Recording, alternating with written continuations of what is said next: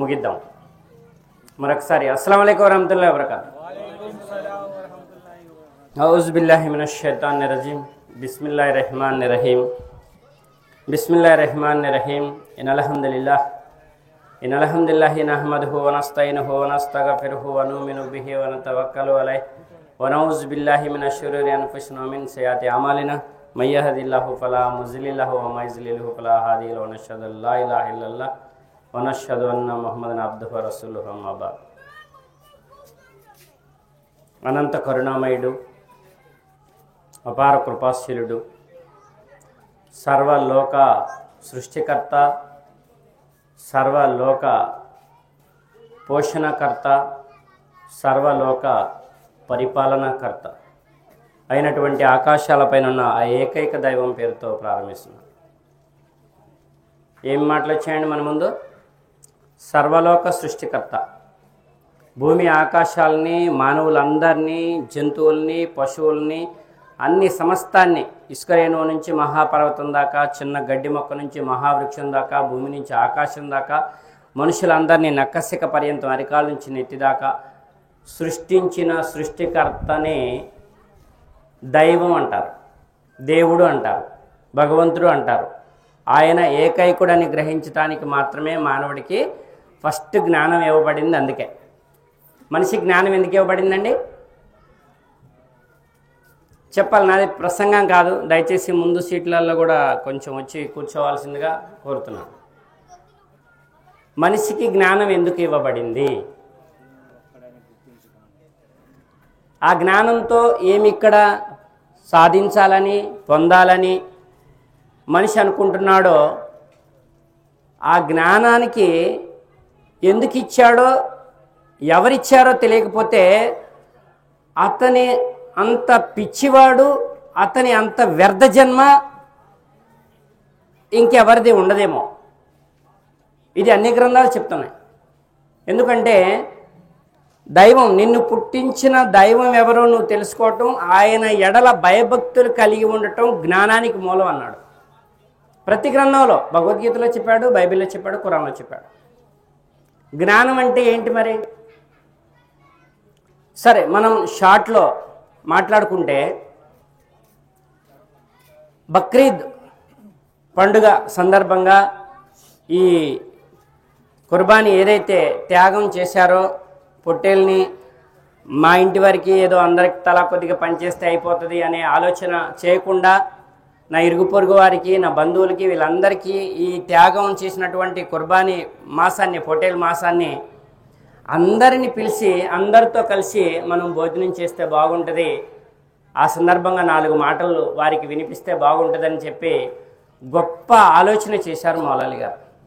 నిజంగా అందరూ కూడా ఆయనకి కృతజ్ఞతలు చెప్పాలి. ఈ ఆలోచన ప్రతి ఒక్కరు చేయాలి. ఏదో ఎట్లుందంటే, ప్రతి సంవత్సరం నేను కొమ్మట్లుడ మా ఊర్లో మొన్న పండుగ నమాజ్ చదివించారు. మా బాధ అంతానేమో ఊరందరినీ పిలవాలి, వాళ్ళకి 4 మాటలు వినిపించాలి, పండుగ అంటే ఏంటో చెప్పాలి. ఇలా ఒక 20 సంవత్సరాలు 15 సంవత్సరాల నుంచి మాకు నేర్పించిన వ్యవహారం మౌలాలి గారు కానీ, మా గురుగారు బుర్హాన్ ఖాన్ గారు కానీ నేర్పించిన వ్యవహారం. కానీ మొన్న ఖమ్మంలో ఉండిపోయాను. అందరు ఎలా ఉన్నారంటే, ఫజర్ నమాజ్ అయిపోయింది, ఇక పండగ నమాజ్ 7:30కా 7ంటికా, ఎంత తొందరగా పండగ నమాజ్ పెట్టేసి జమాత్ ఆ నమాజ్ చేసేసుకొని ఇంటికి వెళ్ళిపోయి ముందు గబక్కన కుర్బానీ ఎప్పుడు చేద్దామా అనే ఆలోచన. అంతే తప్ప సమాజాన్ని సంస్కరించే బాధ్యత, సమాజానికి ఈ త్యాగం, ఈ పండుగ గొప్పతనం చెప్పే బాధ్యత నా మీద ఉందని ఎంతమంది ముస్లింలు అనుకున్నారండి? అనుకున్నారు ఎవరన్నా? అతి తక్కువ మంది అనుకున్నారు. అనుకున్న వారిలో మౌలాలి గారు, మీలో కొంతమంది అసలు ఏంటో ఇందామని, ఇలా ప్రతి ఒక్క ముస్లిం ఈ కుర్బానీ పండుగ అంటే, బక్రీద్ పండుగ అంటే ఏంటో తెలుసుకొని అందరికీ తెలియజెప్పే అనుగ్రహాన్ని ప్రసాదించమని ఆ దైవంతో దువా చేస్తూ మనం తెలుసుకున్నాం ఈరోజు. ఇస్లాం అంటే శాంతి ధర్మం. ఏంటండి? ఇస్లాం అంటే శాంతి ధర్మం. కానీ ప్రజల్లో ఏమి ఆలోచన ఉంది? హిందూ సోదరుల్లో కానీ, క్రైస్తవుల్లో కానీ, క్రైస్తవ సోదరుల్లో కానీ ఏం ఆలోచన ఉంది అంటే, ఇస్లాం అంటే ఇదొక టెర్రరిజం అనేటటువంటి అపోహ ఉంది, ఉందా లేదా? మరి ఆ అపోహ ఎవరు తొలగించాలి? ఒకటి. రెండోది, అల్లాహ్ అంటే సాయిబుల్ దేవుడు అనే అపోహ ఉంది, ఉందా లేదా? అల్లాహ్ అంటే సాయిబుల్ దేవుడా? ఏ నమాజ్ చేసే వ్యక్తి, ఏ ఖురాన్ చదివే వ్యక్తి సాయిబుల్ దేవుడు అని అంటే ఒప్పుకుంటాడా? కాదు. సృష్టికి దేవుడు, ఆయన్ని అరబీ భాషలో అల్లాహ్ అంటారు. అదేనా? అవునా కదండి? ఈ అపోహ జనాల మైండ్లో నుంచి, జనాల హృదయం నుంచి ఎవరు తొలగింపజేయాలి? మనమే తొలగింపజేయాలి. మరి అసలు ఆ ప్రయత్నం అన్నా చేస్తున్నారా? ఇంకా కొంతమంది ముందుకెళ్ళి నువ్వు అల్లానే పరిచయం చేయాలి, వాళ్ళకి అర్థమైనా అర్థం కాకపోయినా అంటున్నారు. అర్థమవుతుందా? అలా చెప్పడం వల్ల వాళ్ళకి అర్థం కాకపోతే అర్థం లేని చదువు, నీ చెప్పిన మాట వ్యర్థమే, వాళ్ళకి అర్థం కాకపోయినా వ్యర్థమే. అవునా కదా? ప్రచారంలో వాళ్ళందరికీ కూడా దైవం అని చెప్పడం వల్ల వాళ్ళకి అర్థమవుతుంది, నన్ను పుట్టించిన వాడు.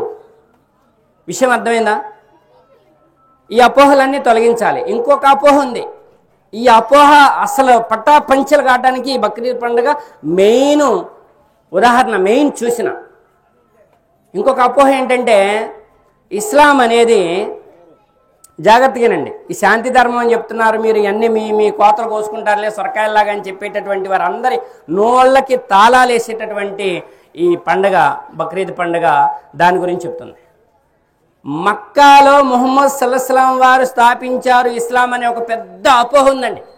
పుస్తకంలో కూడా రాశారు. మరి అప్పుడు రాస్తున్నప్పుడు ఎవరు దాన్ని ఖండించలేదు. పాఠ్య పుస్తకాల్లో రాశారు, దాన్ని ఎవరు అప్పుడు ఖండించలేదు. మరి ఆ చదివిన ఆయనకి అక్కడ ఆ జ్ఞానం కూడా లేకపోవటం బాధాకరం. అర్థమవుతుందా? ముహమ్మద్ సల్లల్లాహు గారికి బక్రీద్ పండగకి ఏమాత్రం సంబంధం లేదు. ఆయన చేయమని చెప్పారు, ఆచరించారు, చేయమని చెప్పారు అంతే తప్ప ముహమ్మద్ సల్లల్లాహు గారు రావడానికి ముందు, వేల సంవత్సరాల ముందు ప్రవక్తల పరంపరలో, ఇందాక మన మొగుల్ సాబ్ గారు చెప్పినట్టు, ఆలిం గారు చెప్పినట్టు, మక్బుల్ గారు చెప్పారు కదా, ప్రవక్తలు దైవం ఎవరని చెప్పడానికి దైవం పంపించిన ప్రవక్తలు 1,24,000 మంది పైగా ప్రవక్తలు వచ్చారు. ఏంటండి? ఎంతమంది వచ్చారు? 1,24,000 మంది పైగా, సుమారుగా చెప్తున్నాను. అది వీళ్ళందరూ దేవుడెవరు, దైవాన్ని ఎలా ఆరాధించాలి, మనిషి క్యారెక్టర్ని ఎలా బిల్డ్ చేసుకోవాలంటే, శరీరాన్ని అయితే సోకులేస్తున్నాం కానీ మనసుని ఎవరు సోకులు వేసుకొని మంచిగా ఉంచుకోవట్లా, చాలా తక్కువ మంది ఉంచుకుంటున్నారు. శరీరానికి మాత్రం పౌడర్లు, క్రీములు, మొత్తం ఆ నీళ్ళు పెట్టి కడగా, రోజు వాటర్ పెట్టి కడగా, శరీరం అంతా స్నానం చేయటం, వయసోడికి గాని రావాలి, అందంగా గాని రావాలనే తాపత్రయపడుతున్నాడు తప్ప మనసుని అందంగా ఉంచుకోవాలి, చెడుల వైపు పోకుండా దాన్ని కాపాడుకోవాలి, ఆత్మని రక్షించుకోవాలి, చెడుల వైపు వెళ్ళిపోకుండా అనేటటువంటి ఆలోచన చేసే వ్యవహారం చాలా చాలా చాలా తగ్గిపోయింది. అర్థమవుతుందండి? కాబట్టి ఇక్కడ ముహమ్మద్ సల్లల్లాహు గారు పునఃస్థాపించారే తప్ప దైవ ధర్మాన్ని, దాన్ని అరబీ భాషలో అల్లా అంటారు, ఇస్లాం అంటారు. ఏమంటారు? దైవ ధర్మాన్ని అరబ్బులు వారి భాషలో, అరబ్బీ భాషలో పిలిచే ధర్మాన్ని ఇస్లాం అని అంటారు. కానీ అది ఇస్లాం అంటే సాయిబుల్ ధర్మం ఎంత మాత్రం కాదు, దైవ ధర్మం, శాంతి ధర్మం. ఈ యొక్క బక్రీద్ పండుగ జాగ్రత్తగానండి, 1,24,000 మంది పైగా ప్రవక్తల్ని దైవం ఎందుకు పంపించాడయా అంటే, జ్ఞానవంతులుగా ఉండండి, వ్యక్తిత్వాన్ని కాపాడుకోండి, ఆత్మని చెడు వైపు పోకుండా కాపాడుకోండి. అర్థమవుతుందా? మనుషులు త్యాగాలతోని, సహనంతోని, జ్ఞానంతోని జీవించండి అని చెప్పి ప్రవక్తల ద్వారా మనకి చూపించాడు. ప్రవక్తలందరూ టీచర్లే. ఇందాక మన ముజీబ్ గారు, మక్బుల్ గారు ఇద్దరు చెప్పారు, ప్రవక్తలందరూ ఏంటండి?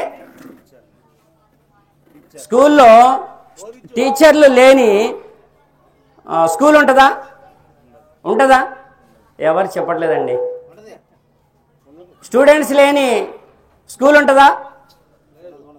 ఈ ఆధ్యాత్మిక వ్యవహారంలో కూడా, ప్రాపంచిక వ్యవహారంలో టీచర్లు, స్టూడెంట్స్ ఎలాగున్నారో, ఆధ్యాత్మిక వ్యవహారంలో, భక్తి వ్యవహారంలో కూడా వీళ్ళందరూ దైవం ఎవరు అని చెప్పడానికి వచ్చిన టీచర్లు.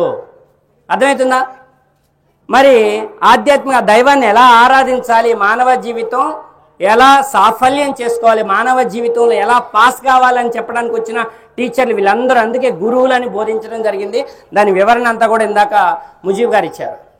కృష్ణం వందే జగద్గురు సద్గురు సాయినాథ్, మన యేసుక్రీస్తు వారు కూడా మీలో ఎవరు గురువులని పిలువబడవద్దు, క్రీస్తు ఒక్కడే మీ గురువు అని చెప్పడం జరిగింది. చివరిగా వచ్చిన మొహమ్మద్ సల్లల్లాహు అలైహి గారు ఆయన కూడా నేను ప్రవక్తల పరంపరని ముగించడానికి వచ్చిన చివరి ప్రవక్తని, చివరి గురువు గారిని అని కూడా చెప్పడం జరిగింది.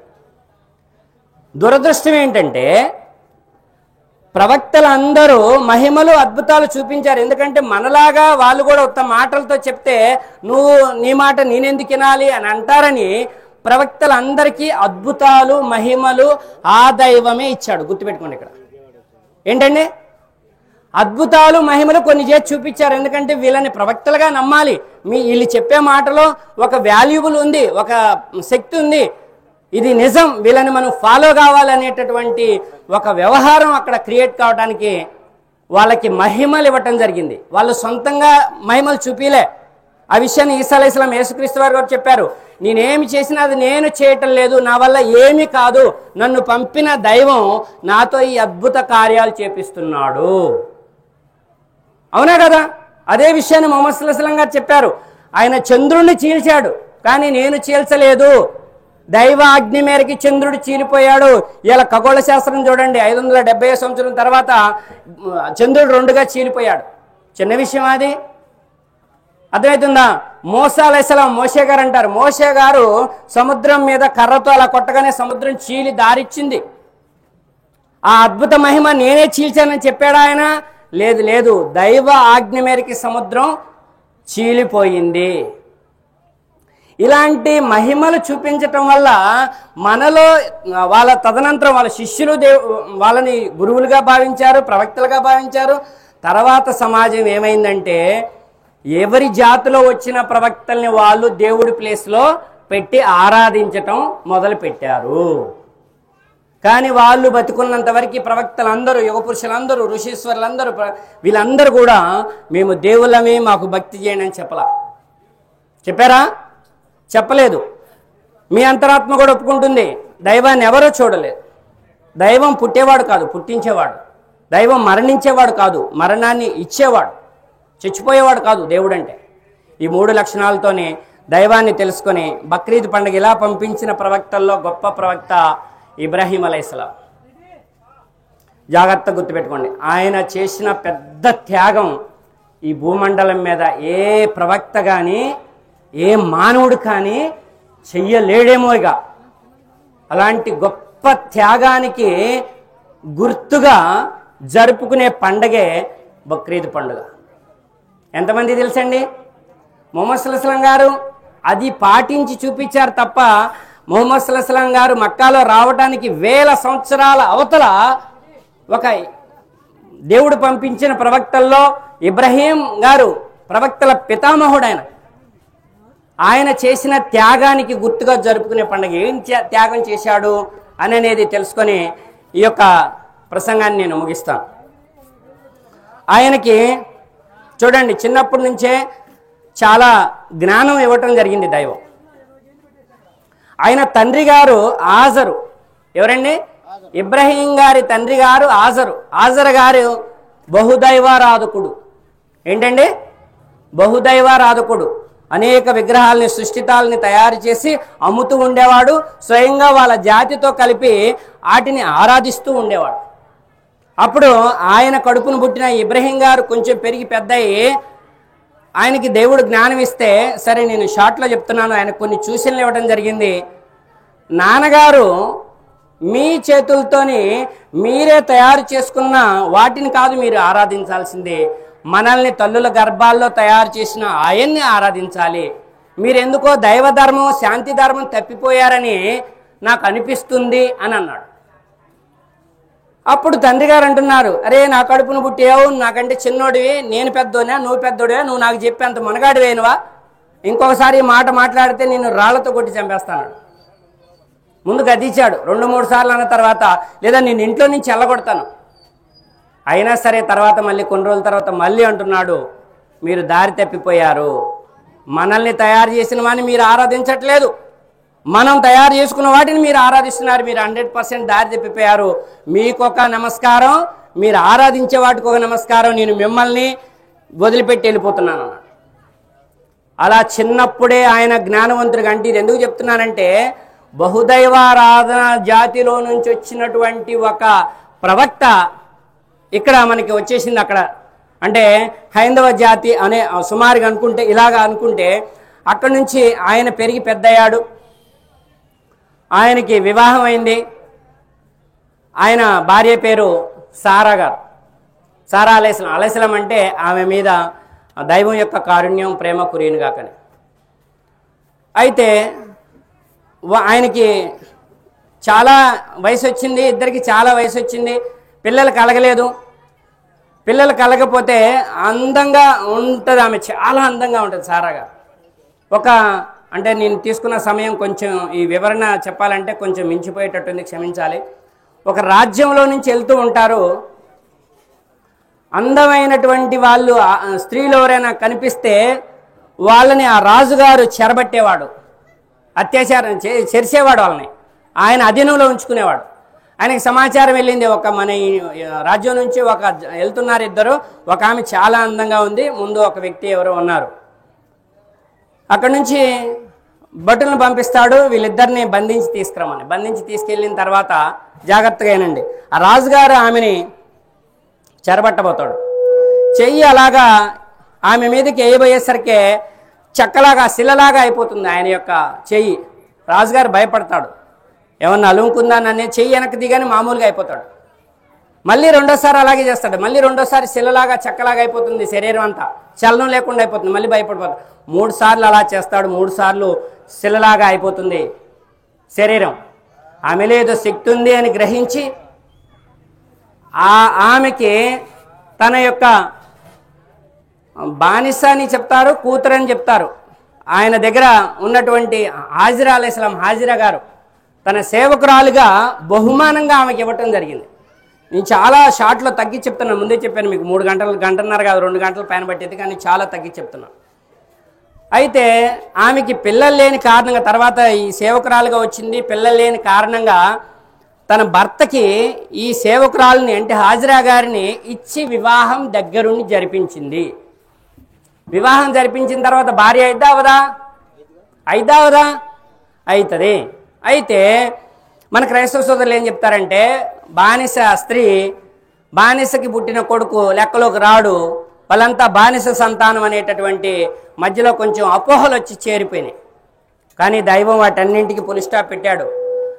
హాజిరా గారికి పుట్టినటువంటి మొట్టమొదట ఇక పెళ్ళయింది, ఈమెకు ఒక కొడుకు పుట్టాడు. ఆయన కొడుకును కూడా దైవం దీవించడం జరిగింది. ఎలా దీవించాడంటే, ఆకాశంలో నక్షత్రాల వలె, భూమి మీద ఇస్క్రేణువుల వలె ఈయన సంతానాన్ని నేను విస్తరింపజేస్తాను.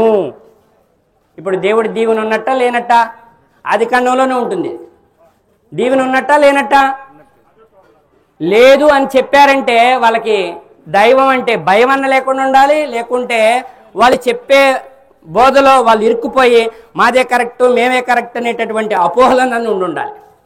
అర్థమవుతుందా? అలా పిల్లవాడు పెరిగి పెద్దయ్యాడు. లేక పుట్టిన కొడుకు, ఒక్కగానొక్క కొడుకు, చాలా లేటు వయసులో పుట్టాడు. ఆ కొడుకు మీద ఎంతో ప్రేమ పెంచుకున్నాడు. అప్పుడు ఆ కొడుకు పుట్టిన తర్వాత మొదటి భార్య సారా అలైహిస్సలాంలో ఈర్ష్యాభావం వచ్చేసింది. ఈ భార్యని, ఈ కొడుకుని తీసుకుపోయి ఎక్కడ వదిలేసిరా అంటే దైవాజ్ఞ కూడా అవుతుంది. వీళ్ళిద్దరిని తీసుకుపోయి అయిపోయింది. షార్ట్లో చెప్తున్నాను. ఇప్పుడు ఎక్కడైతే మక్కా నగరం, మహానగరం ఉందో అప్పుడు ఎటు చూసినా జనసంచారం లేదు, ఎటు చూసినా నీళ్ళు లేవు, నీటి చుక్క లేదు, ఎడారి ప్రాంతం, గుట్టల ప్రాంతం. అక్కడ వదిలేసి ఎవరిని?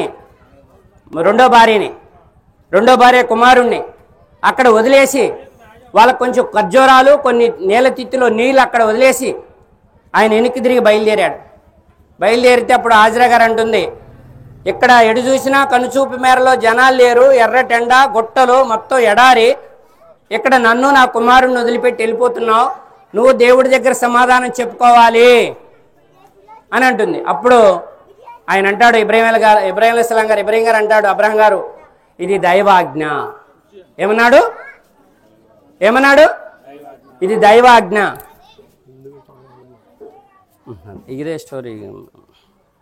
ఇది దైవాజ్ఞ అని చెప్పగానే, అయితే దైవం నన్ను కాపాడుకుంటాడు, నువ్వు నిశ్చింతగా వెళ్ళొచ్చు, మమ్మల్ని మాకు కాపాడటానికి దైవం చాలంటుంది హాజిరా గారు. ఇక ఆయన వెళ్ళిపోయాడు, వెనక్కి తిరిగి చూశాడు, ఒకసారి ఆ మాట చెప్పాడు, ఆయన వెళ్ళిపోయాడు. తెచ్చుకున్న ఖర్జూరాలు అయిపోయినాయి, నీళ్ళ తిత్తిలో నీళ్ళు అయిపోయినాయి. ఇక ఆమె పిల్లగాడికి ఆకలి అవుతుంది, ఈమెకి ఆకలి అవుతుంది. ఎవరన్నా అప్పుడు ఎడారి ప్రాంతం, వర్తక బిడారాలు వ్యాపారం కోసం అటు ఇటు ఏమన్నా ప్రయాణికులు వెళ్తున్నారా గుంపులు అని చెప్పి ఎదురు చూస్తూ ఉంటుంది. సపా పర్వతం ఉంటుంది, మర్వా పర్వతం ఉంటుంది. ఈ పర్వతం 7 సార్లు ఎక్కింది, దిగింది. ఈ పర్వతం 7 సార్లు ఎక్కింది, దిగింది. ఎటు చూసినా జనం కానట్లేదు. అల్లాడిపోతున్నాడు పిల్లగాడు ఏడుపుతోని.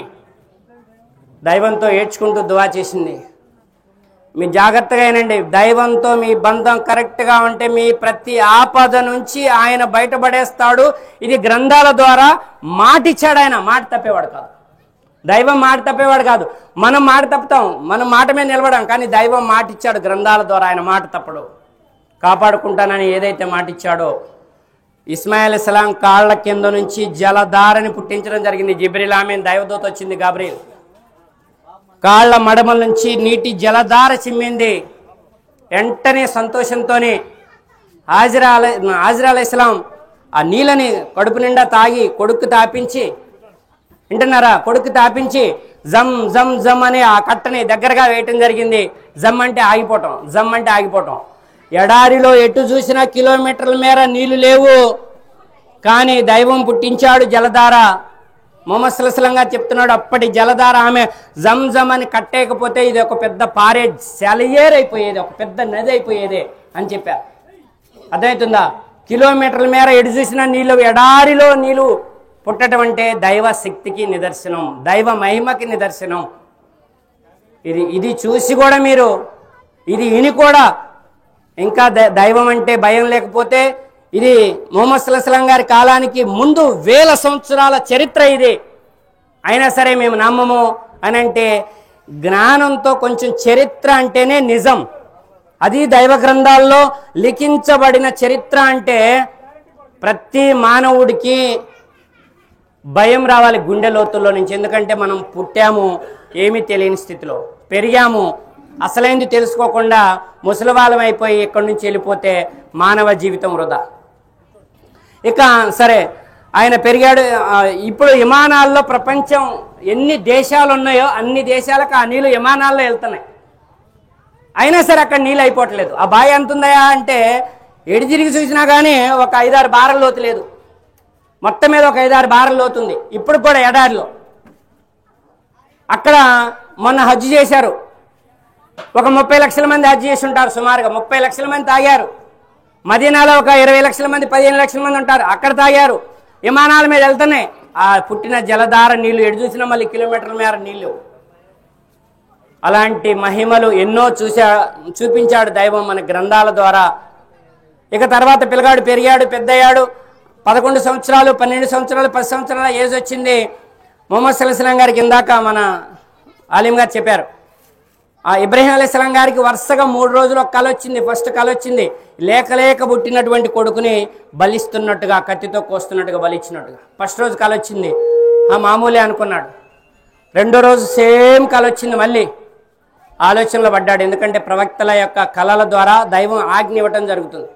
మూడో రోజు కూడా సేమ్ కల వచ్చింది.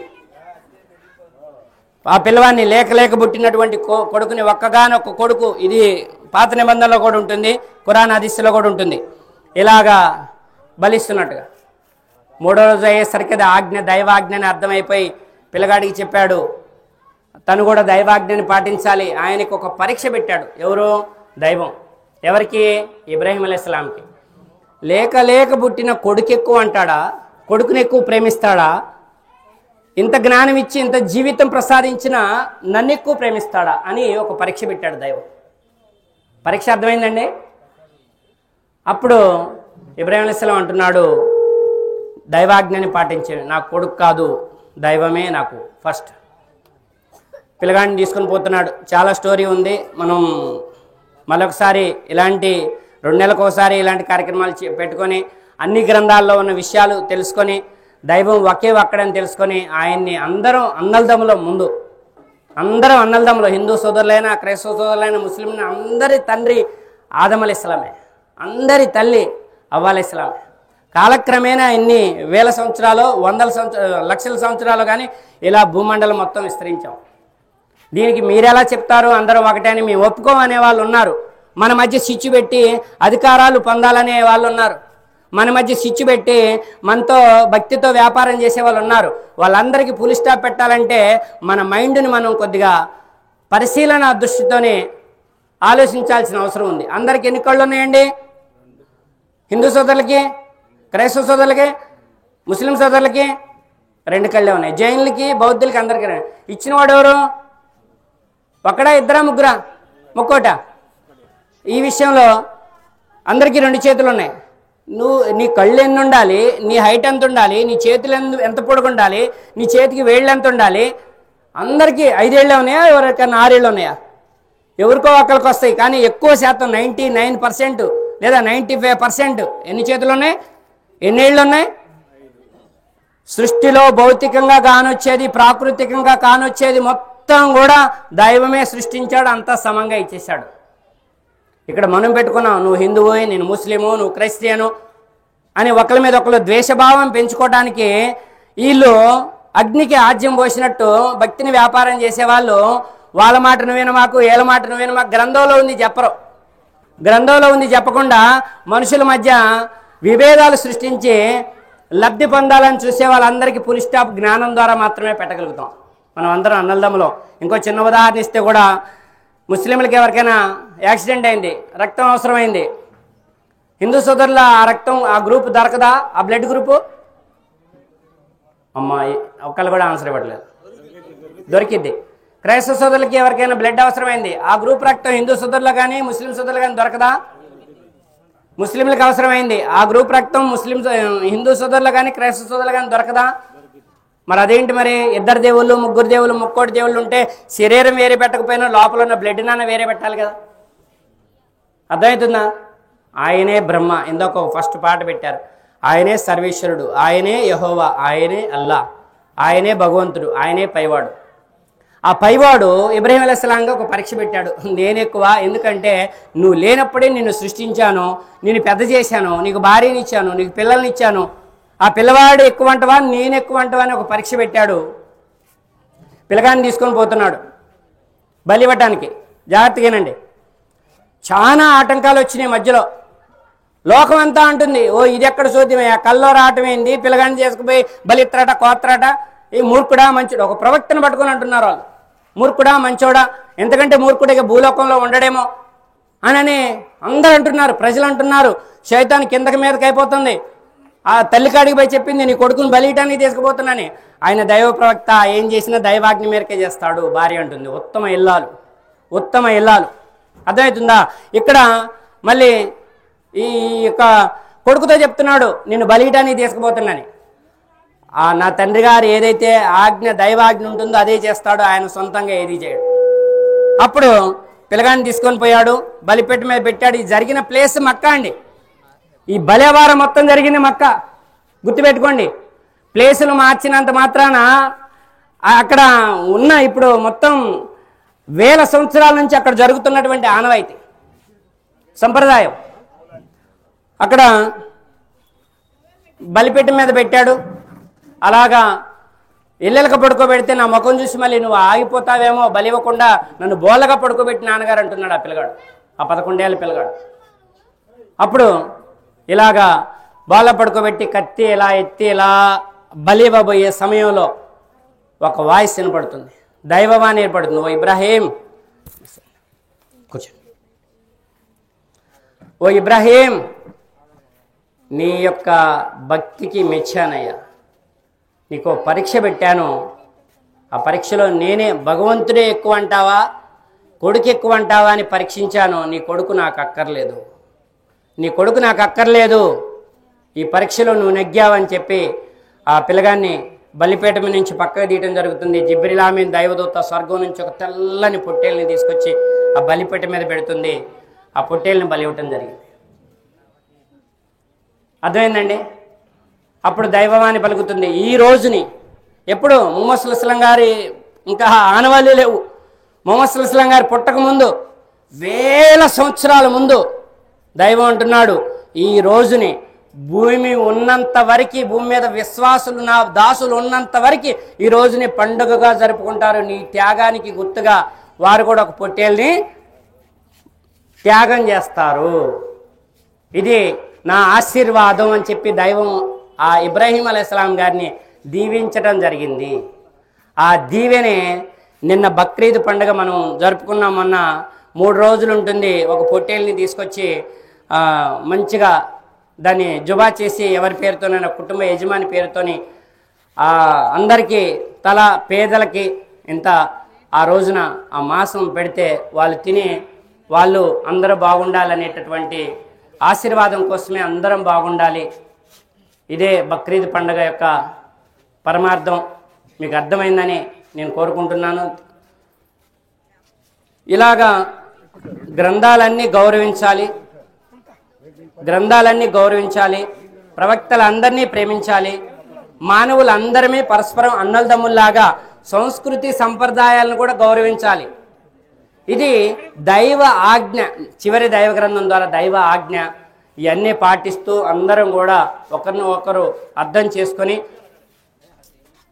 మానవ జీవిత సాఫల్యాన్ని పొందేటటువంటి అనుగ్రహాన్ని ప్రసాదించమని ఆ దైవంతో వేడుకుంటూ, అయ్యగారు కూడా వచ్చారు, లాస్ట్ టైం కూడా వచ్చారు. మనం అందరం బాగుండాలి.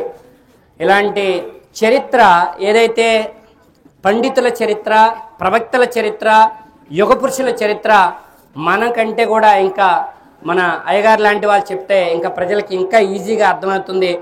దైవం వారికి తోడుగా ఉండి అలాంటి పండితుల ద్వారా సమాజాన్ని, హైందవ సమాజాన్ని కానీ ఏ సంస్కరించేటటువంటి గొప్ప అనుగ్రహాన్ని అయ్యగారికి ప్రసాదించాలని ఆ దైవంతో దుఆ చేస్తున్నాను, వేడుకుంటున్నాను. నా ప్రసంగం ఇంతటితో ముగిస్తున్నాను. ఆమీన్. తదాస్తు. జై హింద్.